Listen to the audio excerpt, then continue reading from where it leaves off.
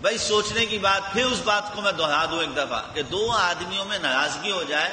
میاں بیوی سوچ لیں، اگر میاں بیوی میں ناراضگی ہو جائے کیا کیفیت رہتی ہے؟ پورا گھر ایک اجاڑ، دماغ میں خیالات، تصورات، کیا بکواس زندگی ہے، کیا ہے یہ، یوں ہے۔ اور وہی بیوی میں اگر صلح ہو جائے، بیوی کہے سرتاج بس اب معاف کر دیجئے، آپ میرے سر کے تاج، اب معاف کر دیجئے، میں تو آپ کی مخدومہ، میں آپ کی خادمہ، میں آپ کے لیے جو ہے وہ ایک نوکرہ، بس مجھے معاف کر دیجئے، میری غلطی۔ میرے محترم دوستوں اور بزرگوں، اللہ تعالیٰ ہی وہ ذات ہے جو اسی لمحے شوہر کے دل میں ایک محبت کا ایک بیج پھینکتے ہیں، اور اتنا تیز گرتا ہے وہ کہ جس کے اندر طاقت تصورات میں نہیں آتی۔ وہی عداوت، وہی ناراضگی ایک دم محبت میں تبدیل ہو جاتی ہے۔ بیٹا باپ کا نافرمان ہو جائے،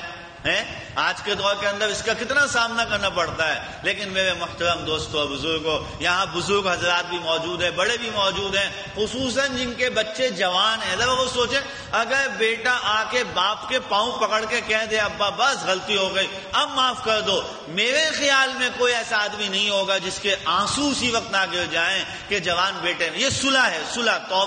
توبہ کر لو، صلح کر لو۔ اور اسی لمحے یہ مخلوق ہے اللہ کی، یہ بندہ ہے اللہ کا، اللہ کی طرف سے اس باپ کے دل میں اسی لمحے میں، جو باپ کل تک کہہ رہا تھا کہ اس اولاد کو تو نہ پیدا کرنا اچھا تھا، ایسی اولاد کی جگہ نہ اولاد ہوتی تو اچھا تھا، وہ باپ کل تک ہے، آج وہ باپ کی محبت کیسی جوش مارتی ہے۔ یہ محبت کا مادہ اس باپ کے دل میں ڈالنے والے رب کریم کی ذات ہے۔ جب اس کے بندوں میں یہ محبت آنن فانن ایسی آتی ہے تو ذرا سوچنے کی ضرورت ہے کہ جب ہم اپنے رب سے توبہ کرتے ہیں، اپنے رب کے سامنے، ہم اپنے رب کے سامنے سجدے میں گر کر گویا اس کے قدموں میں گر کے مانگتے ہیں کہ اللہ ہمیں معاف کر دے، تو اللہ کی محبت اس وقت کیسی جوش مارتی ہوگی، اللہ کی محبت کیسی جوش مارتی ہوگی۔ میرا بندہ